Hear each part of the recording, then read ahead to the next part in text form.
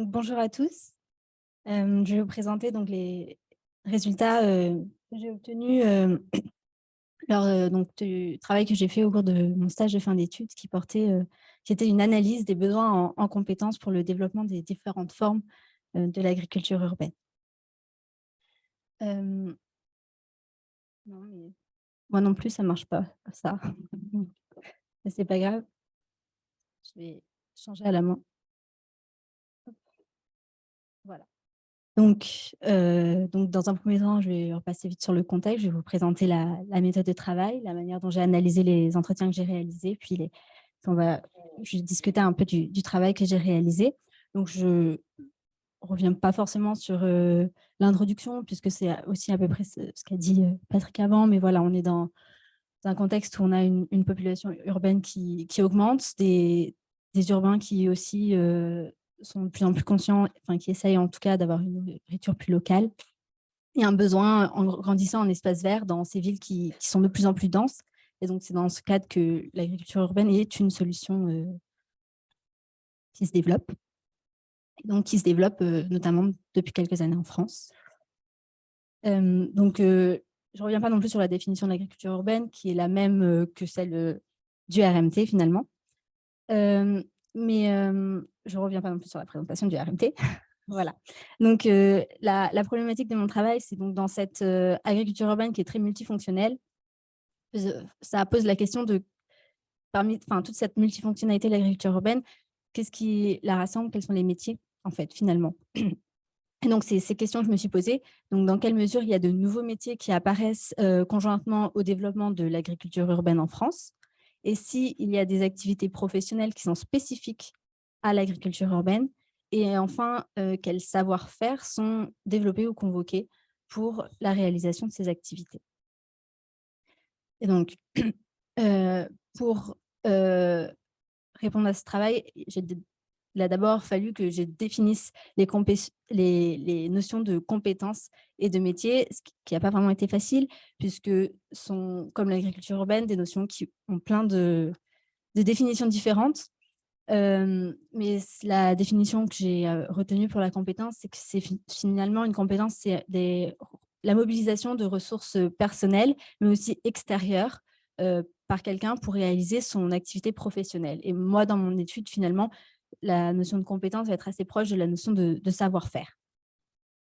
Et un métier, ça peut être résumé, et en tout cas, c'est comme ça que je les résume, comme un ensemble de tâches techniques qui sont nécessaires à la réalisation d'une activité. Mais un métier, c'est aussi lié par une histoire qui est commune et une identité un peu partagée. Donc, pour cette étude, et pour comprendre un petit peu quelles étaient les compétences en agriculture urbaine, j'ai réalisé des enquêtes. Donc, pour ça, il a d'abord fallu définir d'un panel à enquêter, puis de construire mon guide d'entretien. Donc, pour définir mon panel, j'ai en fait refait un petit peu une typologie de l'agriculture urbaine en partant du coup de la notion de métier, puisque même s'il y a beaucoup de typologies de l'agriculture urbaine, il n'y en avait aucune qui avait l'entrée métier.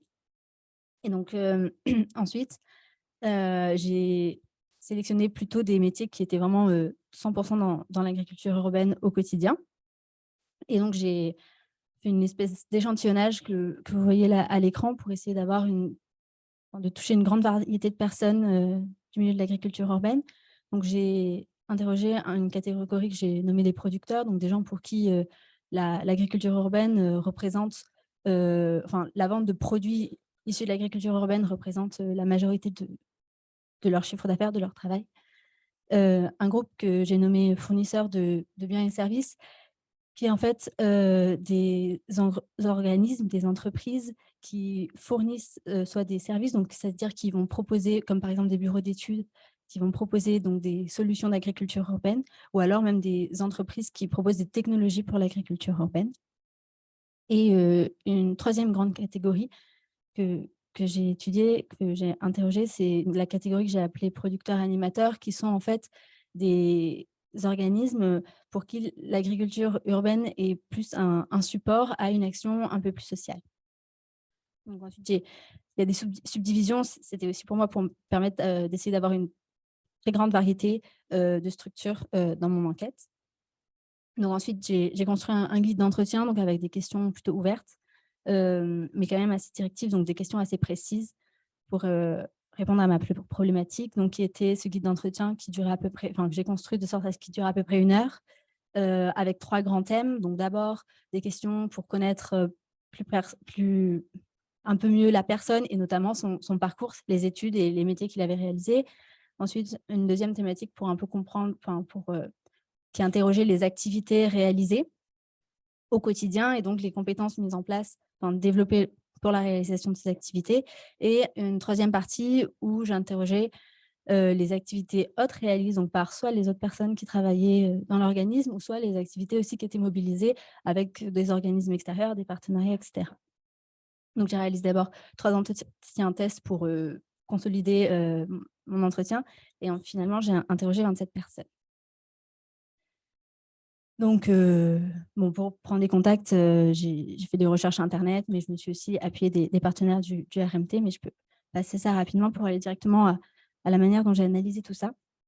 Donc, j'ai retranscrit les entretiens qui étaient enregistrés et ensuite, j'ai un petit peu, en fait, en quelque sorte, a posteriori, refait un espèce de questionnaire où, en fonction de ce qu'on m'avait dit, j'ai essayé de trouver des grands types d'activités qui étaient réalisées par les personnes et des grands types de savoir. Donc ça, c'est un extrait de ce qui est présenté. J'avais des activités en fait, qui sont venues, que j'avais un peu préparées avant, mais qui sont venues au fur et à mesure des discussions. Je me suis rendu compte qu'il y avait des activités qui étaient réalisées, qui revenaient souvent. Donc voilà, c'est une liste qui a évolué tout au long de l'analyse et par rapport à ces activités, j'avais analysé des savoirs.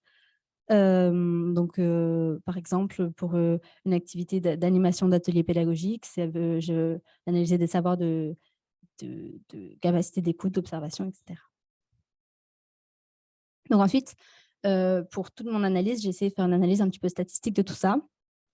Donc d'abord, pour décrire le panel des personnes enquêtées, c'était surtout des personnes très diplômées, puisqu'en fait, j'ai cherché d'abord plutôt à interroger des managers qui avaient comme ça une vision un peu globale sur à la fois ce qu'ils faisaient eux dans leur organisme, mais aussi ce que faisaient les autres personnes. Donc finalement, ce sont des personnes qui sont très diplômées, puisque 80% d'entre eux ont au moins un bac plus 5. Et aussi, c'est beaucoup des personnes qui ont fait une reconversion, donc pour qui l'agriculture urbaine n'était pas le premier métier ou n'était pas le premier métier. Ensuite, à partir donc de la classification que j'ai fait de mes résultats, j'ai fait des analyses statistiques. Donc, j'ai notamment réalisé des ACM sur les activités, sur les individus selon les activités réalisées. Donc, voilà, là, je vous présente le résultat des ACM réalisés. Et ce qu'on peut voir, donc, c'est qu'on a les producteurs qui sont en vert, donc le groupe vert qui est plus regroupé, je ne sais pas si ça marche, là, le groupe vert qui est plus regroupé là, ça veut dire qu'il est plus… il y a une activité, ils peuvent être un peu regroupés par certains types d'activités, alors que le groupe en rouge, qui est beaucoup plus éparpillé, en fait, ça veut dire qu'il n'y a pas vraiment une activité qui va être qui va représenter ce groupe. Donc là, c'est le même résultat, mais cette fois, au lieu de présenter les individus, sont les activités analysées qui sont présentées. Et du coup, ce qu'on peut dire, c'est que finalement, mon groupe vert des producteurs va être surtout représenté, qui était là, va être surtout représenté par une activité de mise en œuvre du système de culture, mais aussi une activité un petit peu de communication à destination du grand public et de pilotage du système de production. Donc, pour mon groupe des animateurs, qui est marqué donc, par le A, et qui est, oula, j'ai du mal à viser, qui est en haut, ils sont plutôt marqués par des activités de gestion des ressources humaines. Et du coup, ce qui est intéressant, c'est que finalement, ce groupe-là, comme j'ai interrogé, je pense que c'est un biais du fait que j'ai interrogé surtout des managers qui vont avoir finalement des activités qui ne sont pas forcément spécifiques à l'agriculture urbaine aussi. Et enfin, dans le groupe des fournisseurs, ils sont distingués notamment par la conception, l'activité de conception de jardins et de fermes urbaines et par aussi une absence d'activité de mise en œuvre, de production vraiment. Donc voilà rapidement les résultats et j'ai fait exactement le même travail avec tous les savoirs que j'avais analysés. Mais ensuite, à partir de ça, j'ai essayé de formuler des compétences. Donc pour formuler des compétences, j'ai utilisé la formule, entre guillemets, enfin la recette proposée par France Compétences qui propose d'écrire une compétence avec d'abord un verbe d'action à l'infinitif, puisque l'action prend son sens par rapport à l'action, le quoi de l'action et le pourquoi, donc c'est-à-dire la finalité de l'action. Et donc comme ça, j'ai proposé des compétences.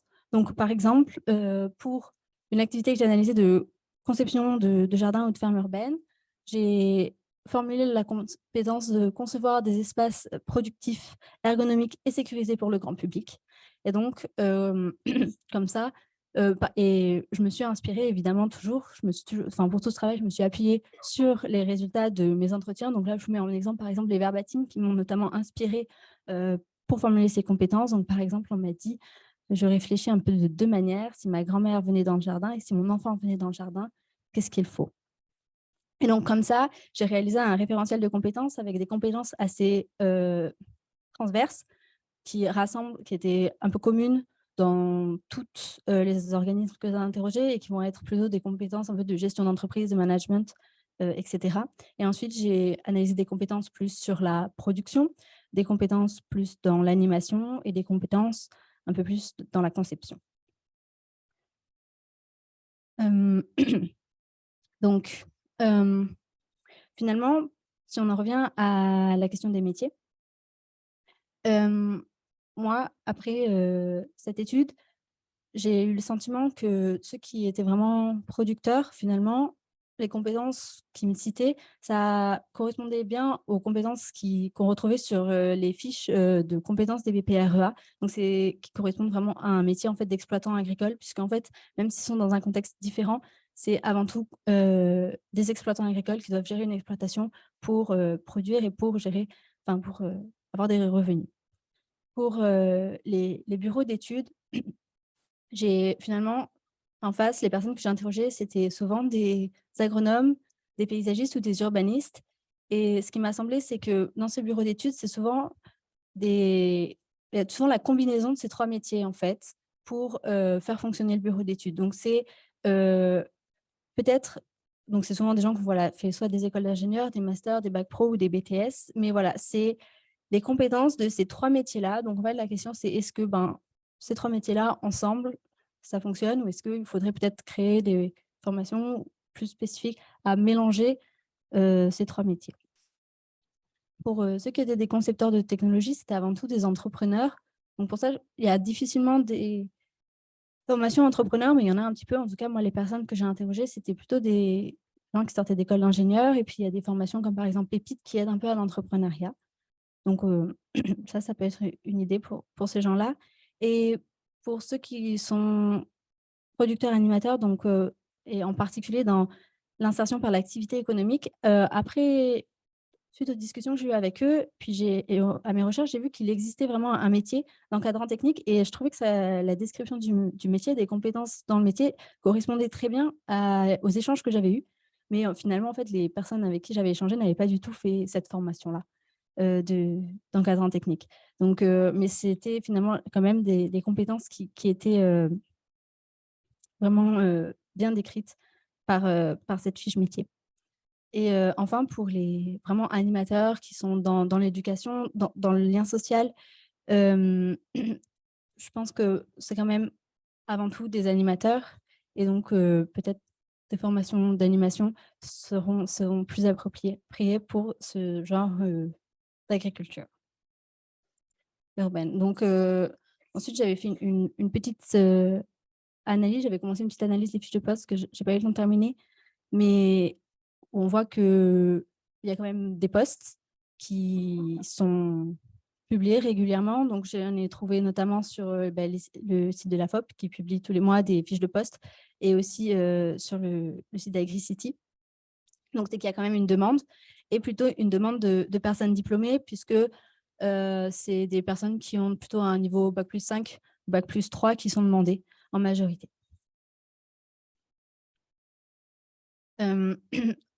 Finalement, l'agriculture urbaine, elle me semble être proche d'une agriculture de service. Il y a donc il y a des contraintes liées à la ville, mais ça peut être aussi des choses qu'on peut retrouver pas forcément en ville. C'est pour ça que la définition d'agriculture de service, je trouvais correspondait aussi à l'agriculture que j'ai trouvée dans l'agriculture urbaine. Et donc, il y a un article de Bernard Mondy qui propose lui aussi des compétences pour l'agriculture de service qui, je pense, peuvent être adaptées pour l'agriculture urbaine. Et notamment, ce sur quoi il insiste, c'est l'importance de la gestion de projet dans ce type d'agriculture. Et moi aussi, c'est quelque chose que j'ai beaucoup retrouvé pour l'agriculture urbaine. Donc, après, bon, voilà, un peu les limites de mon étude, c'est j'ai fait le choix d'enquêter plutôt des personnes, des managers, donc ça induit un biais dans ce choix-là. Ensuite, j'ai fait des enquêtes téléphoniques qui ont un peu des limites. Puis bon, mes analyses statistiques sont un choix que j'ai fait et qui aurait pu être fait différemment. J'ai voulu aussi souligner que j'ai eu du mal à saisir la notion de compétence. C'était quand même un travail assez nouveau pour moi, puisque ce n'est pas de ma formation de base. J'ai fait des études d'agronomie. Donc, les compétences, la manière dont on fait les métiers, etc., c'était pas ce que je connaissais. Donc, j'ai eu un peu de mal aussi à saisir ça. Donc voilà. Et pour conclure, je me demandais dans quelle mesure, donc je reprends mes questions initiales, c'était dans quelle mesure de nouveaux métiers apparaissent. Et je pense que ce sont avant tout les métiers de l'agriculture urbaine, des métiers qui évoluent, puisque on peut peut-être pas dire que ce sont des nouveaux métiers, mais ce sont vraiment des métiers qui s'inscrivent dans les problématiques actuelles et donc voilà, en évolution. Et ensuite, une de mes questions initiales aussi, c'est est-ce qu'il y avait des activités professionnelles spécifiques à l'agriculture urbaine? Et finalement, ce qui m'a semblé, c'est que c'est quand même une agriculture qui est assez nouvelle et toutes les personnes que j'ai interrogées, ce sont des personnes qui essayent, qui développent des choses, qui apprennent sur le terrain. Et donc, il y a peut-être ça qui est à retenir, c'est vraiment cette capacité finalement d'expérimentation et de savoir essayer de nouvelles choses. Et finalement, la communication avec le grand public, avec les autres, avec les urbains qui sont à côté, qui ne connaissent pas forcément, et un point qui va être un peu plus spécifique peut-être à cette agriculture urbaine. Voilà, ensuite, il faut continuer, c'est un travail qu'il faut continuer, il faut voir quelles formations existent, il faut voir qu'est-ce qu'on peut développer, et il ne faut pas oublier toutes les personnes aussi qui gravitent autour de cette agriculture urbaine, donc vous qui êtes là notamment aujourd'hui. Voilà. Merci.